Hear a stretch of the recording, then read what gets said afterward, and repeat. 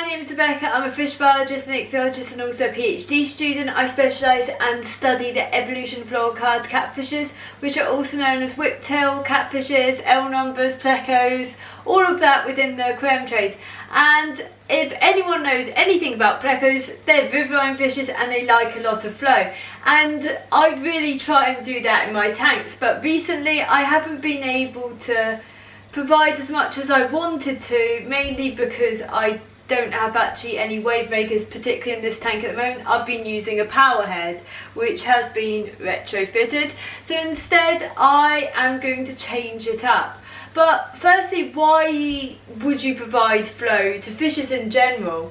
So you really want a good current for some fishes more than others, but most fishes it's quite important to provide oxygen because it will provide circulation, moving low oxygenated water around, exchange of high oxygenated water at the top or at the surface, and also frequent surface movement that's going to capture more oxygen.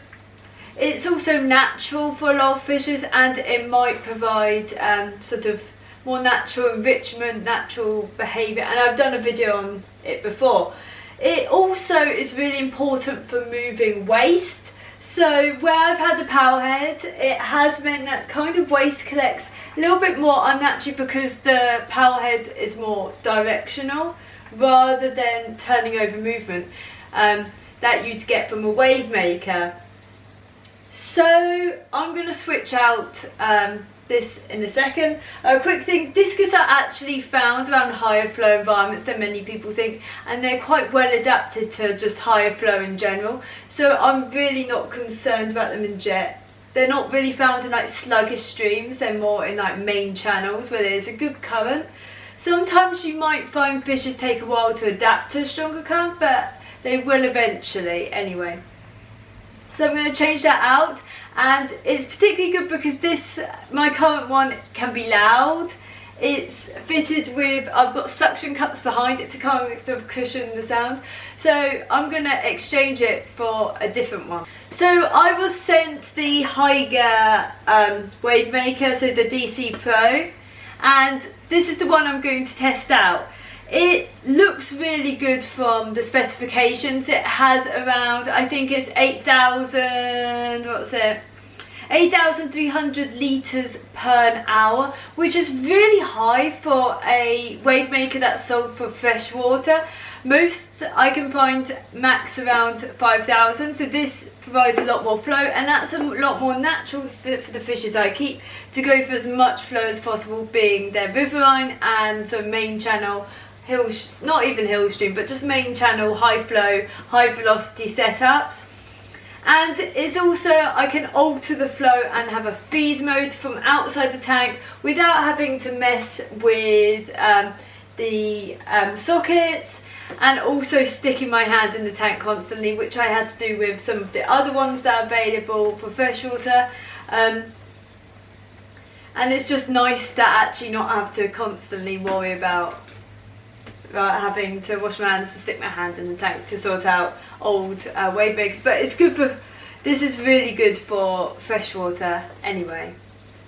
Just to show the product up close, because sometimes this can be really useful for people, it's actually quite a small Wavemaker for the amount of litres per hour it does. Many others I've had are longer and also just a bit bigger in general, and you can see it's the magnet.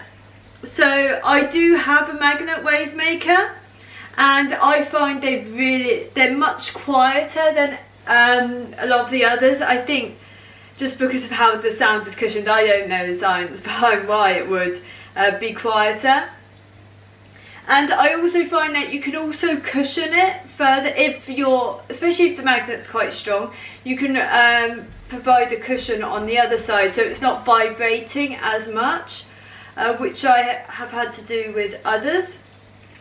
I also like the fact that some of them can be quite clunky when turning them. They've got like sort of, it feels like settings where they're meant to go, and the wire length's quite long, which is good. Anything with aquariums, we need longer leads on the electronics, because the amount of, particularly heaters that have really short leads, is an absolute nightmare for any Aquarius where you're dealing with anything bigger than a tiny tank. So I'll just get this in, and it's really good, just like, what's the word, economically, environmentally. For the really high flow it's got, the wattage is actually much lower than any sort of comparable ones. So I find that particularly interesting, and also good for environment and electricity costs and any factors like that. So let me switch out my old power head, and it might actually make it quieter if anyone can hear them. The other thing is, where it's magnetic, you don't have hundreds of suction cups that might not work. And it's much easier to place on the tank if it's got a magnet rather than a suction cup, and also take off, because you don't have the risk of the suction cup gets stuck and then you have to sort of scramble for getting that suction cup off. So I'm just literally going to place it longwise against the sort of flow of the filter, so it kind of, you get that more of that circulation flow in the tank, rather than if I was to place it sort of at the front, at the back, sort of, it gives more of a circulation flow. And I think even if you put it at the same size of the filter, the problem is with my filter is that because of the length of the tubes, and I don't want to cut my tubes, it is all at one side, whereas ideally you wouldn't do that. So literally gonna magnetize it there, and I like it, so I like my things closer to the, just trying to get the magnet on in the right place.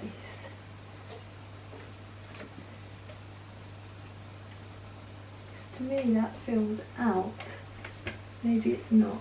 Okay, so I'm just literally gonna turn it, I think, slightly towards the surface, because I want more of that flow at the surface to get a little bit more oxygen. But you can see it kind of placed there. It's really tiny, which makes it quite discreet. But I've got it running now, and you can kind of actually barely hear any of the sound. Well, you can't really hear any of the sound. It's really quiet, and it's starting to actually move a lot of the waste that has sat there, because the tank is due a water change tomorrow.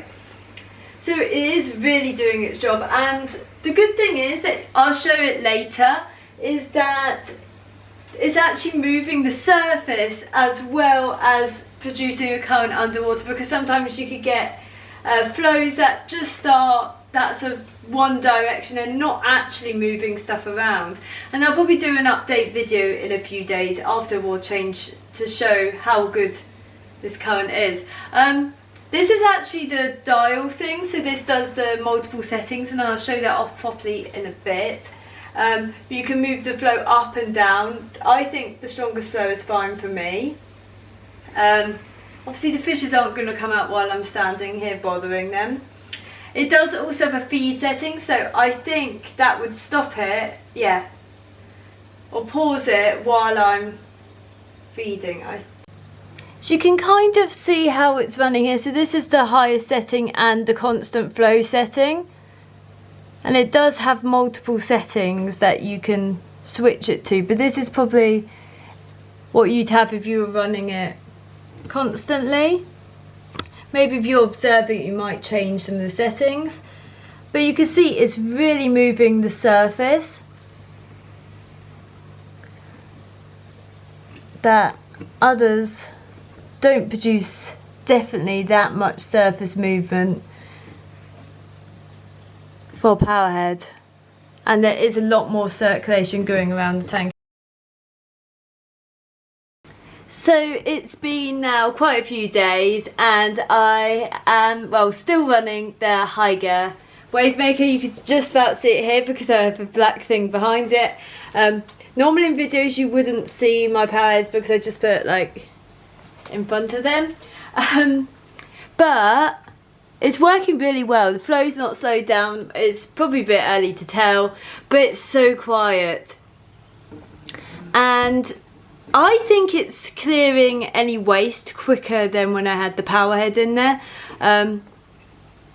everyone's out at the moment, so you can see, oh, my camera's a bit wonky.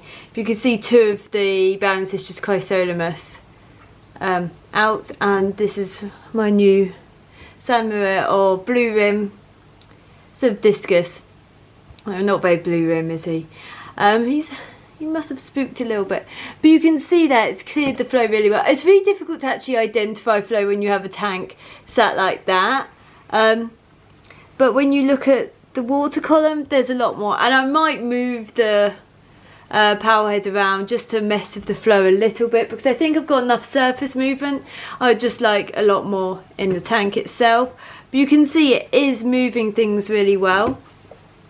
And if I go through the settings, it's got quite a few that is kind of maybe a little bit more difficult to see without actually being there, but it's got quite a few settings that are show off a bit, and I probably won't alter the flow just because I don't think there's really much need to put up the velocity or down, because, well, you kind of want a good enough flow anyway. And you can see definitely the discus can manage it. They have been going around the tank just as per normal. They're just a bit spooked by me being here because he's new. He kind of isn't used to people. Hopefully this view gives you kind of a good look at to identify how the actual pump works. And the remote, I can actually take off its holder, but it's held under the tank. So I have it on M3 at the moment, which is like a continuous flow. But I'm just gonna change the settings a little bit. So this is M1, which you can tell it's kind of like intermittent, and that might be useful if you're trying to replicate waves a little bit. And then M2, which is intermittent but kind of doesn't cut out at all, so it's sort of up and down. If I get settings up there, oh, if it will focus, it probably will only focus on one and not the other.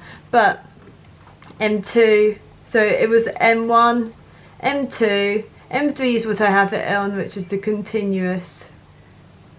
Is that, oh no, M2. Yeah, so you can see it's kind of a bit more like a normal wave. M3 is the continuous. The F100 refers to how much velocity is there. And then we've also got M4, which I think is another sort of wave setting where it kind of gets larger, smaller, constant, but never really cuts out. So I might try that one more in future. I might test it out. And then M5. You can actually kind of see, if I go through them, you can kind of see how the impeller's working. If I get it to focus on the impeller. See the impeller stopping, starting.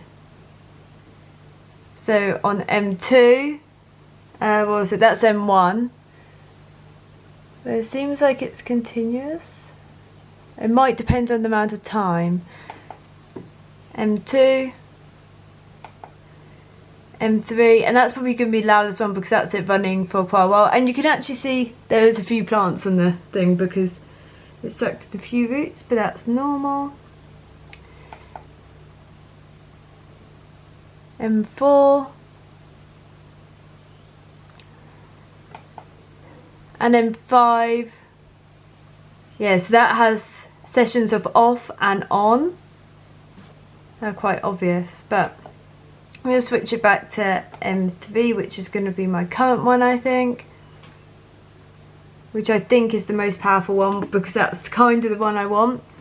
And it does have the feeding setting, or you can switch off. So when I did a water change, I just switched it off, which saves, you don't want an impeller exposed to air because it will burn it out, which is just a minor thing that is in any sort of impeller, whether it's an internal and external, you want to switch off if you're going to have it out of the water for some time.